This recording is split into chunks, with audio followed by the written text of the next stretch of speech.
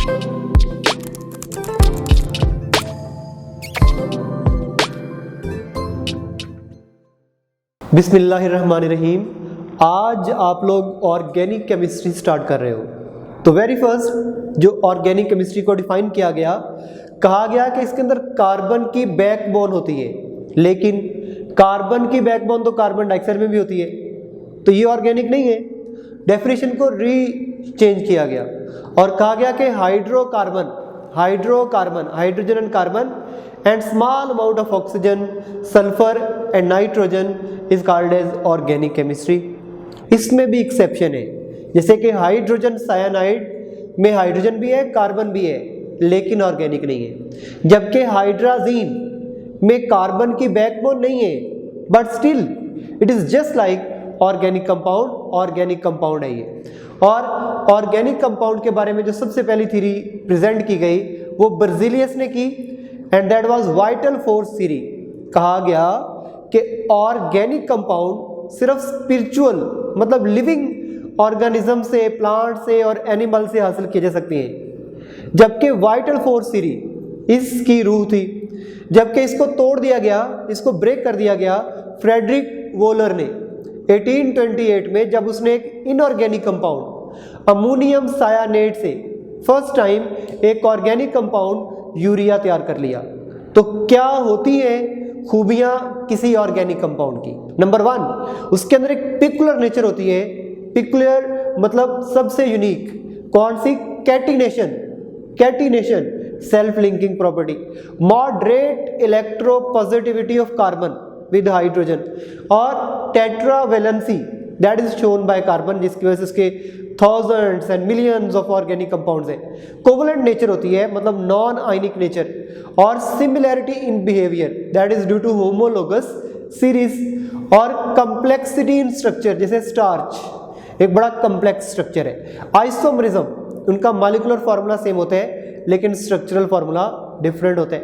Solubility in non polar solvent, क्योंकि बजाते खुद नॉन पोलर होते हैं, and according to the phenomena of like dissolves like they dissolve in each other. Volatility बड़ी low होती है और फ्लेमेबिलिटी बड़ी हाई होती है। इनके रिएक्शन जनरली स्लो होते हैं, यील्ड लो होती है, और ये पॉलीमराइजेशन भी शो करते हैं। MCAT 2012 में एक MCQ पूछा गया कि carbon has a unique ability to form long chains by bonding with other carbon atom. The property of self linking is called as, in simple, it is catenation. और फिर sources of organic compound, generally 4 बड़े sources होते हैं, animals and plants, जिनमें proteins, carbohydrates, fats, oils, enzymes, vitamins और बहुत सारे। फिर coal is a black mineral of vegetable origin consisting of carbon with minute amount of hydrogen, oxygen and sulphur, और पाकिस्तान के अंदर 184 billion tons of coal reserves are present. और कैसे आप कोल को समझते हो कि आज बना है? हजारों साल की इसके ऊपर मेहनत हुई। वुड थी पहले, उसके ऊपर बैक्टीरियल एंड केमिकल एक्शन हुआ, पीट बन गई जिसके अंदर 40% कार्बन होता है। ये बड़ा अच्छा MCQ है। जब उसके ऊपर टेम्परेचर और प्रेशर बढ़ता है तो लिग्नाइट बनता है जिसके अंदर 60 to 70% कार्बन होता है। प्रेशर बढ़ता है तो बैटोमिनस कोल बनता है that contains up to 85% of carbon, और फिर प्रेशर बढ़ता है तो एंथ्रासाइड बनता है। MCQ, कोल की सबसे अच्छी किस्म कौन सी है? जिसके अंदर कार्बन की परसेंटेज ज्यादा है, उससे स्मोकी फ्लेम, मोर सवेयर बर्न आती है, और वो एंथ्रासाइड होता है। तो कोल की इंपॉर्टेंस क्या है? 80% कोल ब्रिक्स को काइलन के अंदर पकाने के लिए, बेक करने के लिए यूज किया जाता है, और ये जब कार्बोनाइजेशन की जाती है इसकी 5 to 1000 डिग्री सेंटीग्रेड पर, इन एब्सेंस ऑफ एयर इसे तोड़ा जाता है, जिससे कोक बनती है। That is a very good reducing agent. Coal tar बनती है इसके अंदर तकरीबन 215 ऑर्गेनिक कंपाउंड्स मौजूद होते हैं, और कोल गैस बनती है जिसकी क्रैकिंग से, जिसकी कार्बोनाइजेशन, जिसकी प्रेजेंस में हम लोग मीथेन बनाते हैं, कार्बन मोनोऑक्साइड बनाते हैं और हाइड्रोजन गैस बनाते हैं। ये अच्छे MCQs हैं। Natural gas, it is formed by decomposition of organic matters, और इसके अंदर मेनली मीथेन होता है, लेकिन इसके अंदर इथेन भी हो सकता है, प्रोपेन भी, ब्यूटेन भी, और ये अनसैचुरेटेड भी हो सकते हैं, और ये इंडस्ट्रीज के अंदर और डोमेस्टिक पर्पस के अंदर यूज किया जाता है। Petroleum, petroleum is a mineral oil जो कि रिफाइंड फॉर्म के अंदर अवेलेबल हम उसको करते हैं, हम उसको बनाते हैं, और ये स्लो बायोकेमिकल और केमिकल डिकम्पोजिशन के नतीजे में बनता है, जो कि सेडिमेंट्री रॉक्स के अंदर डेवलप होता है। इसे जब इनिशियली हासिल करते हैं तो ये क्रूड ऑयल होता है, ग्रीनिश कलर का होता है, रॉक ऑयल इसे बोलते हैं, और फिर इसको रिफाइंड किया जाता है। पाकिस्तान के अंदर दो बड़ी रिफाइनरी, एक रावलपिंडी में नियर मोरगा और एक मुल्तान में नियर महमूद कोट प्रेजेंट है।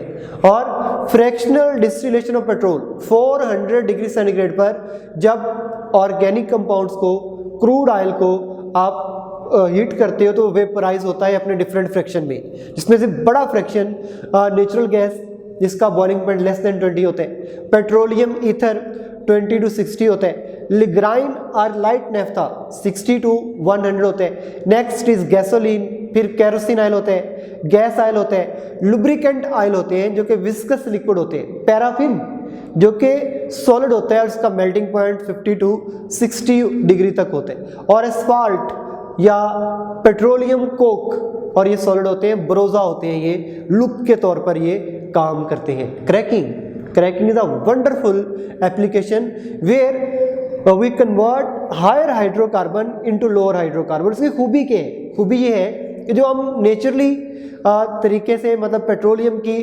फ्रैक्शनल डिस्टिलेशन से जो हम पेट्रोल हासिल करते हैं ना, जो गैसोलीन हासिल करते हैं, वो हमारी ज़रूरियात का सिर्फ 20% पूरा करते हैं, सिर्फ 20%, और बाकी फिर आप लेस डिज़ायरेबल ऑर्गेनिक कंपाउंड को मोर डिज़ायरेबल ऑर्गेनिक कंपाउंड में कन्वर्ट करते हैं। मतलब आप केरोसिन ऑयल को या इससे बड़े हाइड्रोकार्बन को पेट्रोल में कन्वर्ट करते हैं। जैसे हेक्साडिकेन जब हीट किया जाए 700 डिग्री सेंटीग्रेड पर और एयर ना दी जाए, जिसे हेप्टेन बनते हैं, हेप्टेन इज अ पेट्रोल, और इसमें जो प्रोडक्ट बनते हैं वो अनप्रडिक्टेबल होते हैं। अनप्रडिक्टेबल मतलब कार्बन कार्बन या कार्बन हाइड्रोजन की कहाँ से क्रैकिंग होती है हम श्योर नहीं होते। और 3 टाइप से क्रैकिंग की, थर्मल, कैटालिटिक और स्टीम।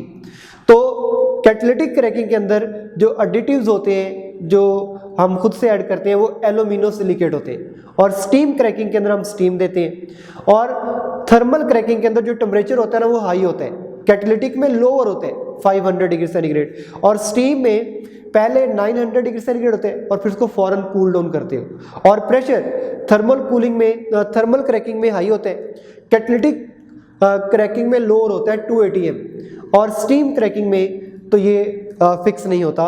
और यूजेस, थर्मल क्रैकिंग का यूज ये है कि इससे हायर अनसैचुरेटेड हाइड्रोकार्बन बनते हैं, बड़ा अच्छा एमसीक्यू है ये। और कैटालिटिक क्रैकिंग में बड़ी हाई क्वालिटी का पेट्रोल बनता है, ये एमसीक्यू है। और स्टीम क्रैकिंग में भी अनसैचुरेटेड हाइड्रोकार्बन बनते हैं लेकिन वो लोअर हाइड्रोकार्बन होते हैं। और रिफॉर्मिंग क्या है? Reforming is a conversion of straight chain hydrocarbon into branch chain hydrocarbon. जैसे एंड ऑक्टेन स्ट्रेट चेन है, और isooctane that is 2 to 4 trimethyl pentane, ये एक ब्रांच चेन है। और इससे होता क्या है, फायदा क्या होता है? जो नोकिंग होती है ना वो प्रोड्यूस नहीं होती। नोकिंग है क्या? It is high metallic sound in internal combustion engine because of pre ignition of petrol. और ऑक्टेन नंबर के, octane number is percentage of branch chain hydrocarbon with straight chain hydrocarbon, और जिसकी percentage of branch chain ज्यादा होगी उसकी burning अच्छी होगी। जैसे आइसोऑक्टेन की ऑक्टेन नंबर 100 है, आइसोऑक्टेन का ऑक्टेन नंबर 100 है, जबकि एन ऑक्टेन का ऑक्टेन नंबर 0 है। तो वेरी क्लियर, जिसका ऑक्टेन नंबर हाई होगा वो अच्छा फ्यूल है। और अगर आपको ऑक्टेन नंबर बढ़ाना हो तो उसके तरीके के, एक तो तरीका ये है कि आप उसके अंदर TEL that is the anti knocking agent, या TML that is tetra methyl lead, TEL is a tetra ethyl lead, ये डाल दो। लेकिन इसका नुकसान है, इससे जब बर्निंग होती है पेट्रोल की तो उससे लेड ऑक्साइड और लेड कार्बोनेट बनते हैं जो कि इन्वायरमेंट को पोल्यूट करते हैं, और ख़ास तौर पे बच्चों के अंदर रेस्पिरेशन के प्रॉब्लम और कई दूसरे प्रॉब्लम प्रोड्यूस कर देते हैं। और MCAT 2008 और 2010 में ये क्वेश्चन पूछा गया कि इन दिस प्रोसेस कौन सा higher hydrocarbon can be cracked into lower temperature and high pressure. तो इसकी ओरिजिनल जो टाइप है वो है कैटालिटिक क्रैकिंग। MCAT 2010 में फिर क्वेश्चन पूछा गया a gasoline of high octane number can be obtained by catalytic cracking. और फिर MCAT 2017 में क्वेश्चन पूछा गया what should be the temperature and pressure for catalytic cracking. Low temperature 500 degree centigrade और low pressure 2 atm pressure, alpha option. Functional group क्या होते हैं?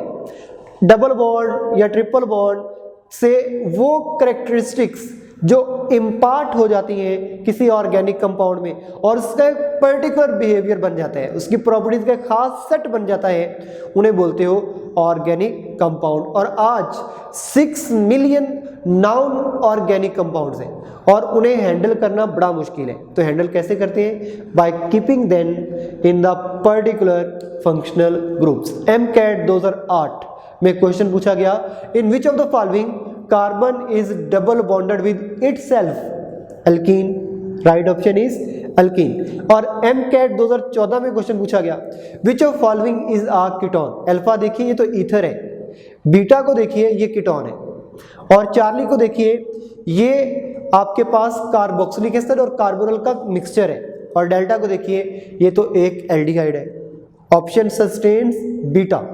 MCAT 2017 में क्वेश्चन पूछा गया कि cyclobutane structure is categorised under alicyclic hydrocarbon. और फिर आप मीथेन, इथेन, इथीन और इथाइन को हाइब्रिडाइजेशन के अंदर जब चेक करते हो तो पता चलता है कि मीथेन और इथेन के अंदर sp3 है, इथीन के अंदर sp2 है और इथाइन के अंदर sp हाइब्रिडाइजेशन है। और अगर आप शेप को देखो तो मीथेन और इथेन टेट्राहेड्रॉन है, लेकिन मीथेन सिंगल टेट्राहेड्रॉन है और इथेन डबल टेट्राहेड्रॉन है, ये MCQ है। और इथीन ये प्लेनर ट्राइगोनल है और इथाइन ये लीनियर होता है। और एंगल मीथेन और इथेन के अंदर बिल तरतीब 109.5, इथीन के अंदर 120 और इथाइन में 180। और अगर आप सिग्मा बॉन्ड देखो, ये बड़ा अच्छा MCQ है, पूछे हुए कई बार। मीथेन के अंदर 4 सिग्मा बॉन्ड होते हैं और कोई पाई बॉन्ड नहीं होता। इथेन के अंदर 7 सिग्मा बॉन्ड होते हैं और कोई पाई बॉन्ड नहीं होता। इथीन के अंदर 5 सिग्मा बॉन्ड होते हैं और एक पाई बॉन्ड होता है। और यहाँ अगर पूछा जाए ना कि इथीन में कितने सिग्मा इलेक्ट्रॉन है, 10 हो जाएंगे, और कितने पाई इलेक्ट्रॉन है, 2 हो जाएंगे। और इथाइन के अंदर कितने सिग्मा बॉन्ड है, 3 होते हैं, और सिग्मा इलेक्ट्रॉन कितने होंगे, 6, और पाई बॉन्ड 2 होते हैं और पाई इलेक्ट्रॉन कितने होंगे, 4। और फिर MCAT 2008 में क्वेश्चन पूछा गया है कि hybridisation leads to a regular tetrahedral structure sp3, और ये नॉन प्लेनर होती है, नॉन प्लेनर। अगला क्वेश्चन MCAT 2009 में आया कि linear shape is associated with which set of hybrid orbital? Linear मतलब 180 angle, sp is the delta option. MCAT 2010 में क्वेश्चन पूछा गया है कि ethyne molecule is formed when 2 carbon atoms are joined to form a sigma bond. कौन से होते हैं वो? sp। और इन्हीं से कार्बन के दरमियान 2 पाई बॉन्ड मजीद बनते हैं। मतलब कार्बन से कार्बन देखो तो 3 बॉन्ड होते हैं, 1 सिग्मा और 2 पाई। और फिर MCAT 2012 में क्वेश्चन पूछा गया the angle between unhybridised p orbital and 3 sp2 hybrid orbital. तो अनहाइब्रिड के ऊपर हाइब्रिड के ऊपर 90 डिग्री के एंगल पर मौजूद होते हैं। तो right option is beta. ECAT 2009 में और फिर 2011 में क्वेश्चन पूछा गया the mode of hybridisation in alkene is where 3 hybrid orbital is form. तो sp2 होती है, ट्राइगोनल शेप होती है। और ECAT 2010 में क्वेश्चन पूछा गया the non planar shape is made in which type of hybridisation. तो नॉन प्लेनर शेप sp3 में होती है और प्लेनर sp2 भी होते हैं और sp भी होते हैं। और फिर आइसोमरिज्म क्या होती है? आइसो मीन सेम, मर्ज यूनिट, सेम यूनिट मतलब जिनके अंदर मॉलिक्यूलर फार्मूला सेम हो लेकिन स्ट्रक्चरल फार्मूला डिफरेंट हो। और याद रखिए कि अगर सैचुरेटेड हाइड्रोकार्बन होना तो मीथेन, इथेन और प्रोपेन में कोई आइसोमर नहीं होता। आइसोमर तब होते हैं जब एटलीस्ट 3 कार्बन से ऊपर हो। जैसे आप जानते हो कि जब जब कार्बन बढ़ेंगे तो आइसोमरिज्म बढ़ेगी। जैसे देखिए, अगर नंबर ऑफ कार्बन 4 हो तो अल्केन की बात कर रहा हूँ, सैचुरेटेड अल्केन की, तो उसके 2 आइसोमर होते हैं। 5 कार्बन हो 3 आइसोमर होते, 6 कार्बन हो 5 आइसोमर होते, 7 कार्बन हो तो 9 आइसोमर होते, 8 कार्बन हो तो 18 आइसोमर होते, 9 कार्बन हो तो 35 आइसोमर होते हैं, और अगर 10 कार्बन हो तो 75 आइसोमर होते हैं। इन सिंपल वर्ड, कार्बन बढ़ने से आइसोमर्स इंक्रीज हो जाते हैं। और कौन कौन से इंपॉर्टेंट आइसोमर है? चेन और स्केलेटन आइसोमरिज्म। इसके अंदर क्या होते हैं? इसके अंदर difference in nature of carbon chain होती है। जैसे अगर आप पेंटेन को कहो ना, तो पेंटेन एन पेंटेन भी होते हैं, आइसोपेंटेन भी होते हैं, नियोपेंटेन भी होते हैं। ये चेन या स्केलेटल आइसोमरिज्म है। और अगर पोजिशनल आइसोमरिज्म की बात करो तो इसमें सिर्फ फंक्शनल ग्रुप के इर्द गिर्द, फंक्शनल ग्रुप की कार्बन के इर्द गिर्द पोजीशन में फर्क आता है। जैसे 1 क्लोरोब्यूटेन और 2 क्लोरोब्यूटेन, या 1 butene and 2 butene. This is positional isomerism. Functional group isomerism, same molecular formula होते हैं बट डिफरेंट फंक्शनल ग्रुप होते हैं। जैसे प्रोपेनल एंड प्रोपेनोन, ये है फंक्शनल ग्रुप आइसोमरिज्म। और metamerism, unique distribution of carbon atom on either side of functional group. जैसे di ethyl ether, O की दोनों तरफ 2 कार्बन, और फिर मिथाइल एन प्रोपाइल ईथर, एक तरफ 1 कार्बन और एक तरफ 3 carbon, it is a metamerism.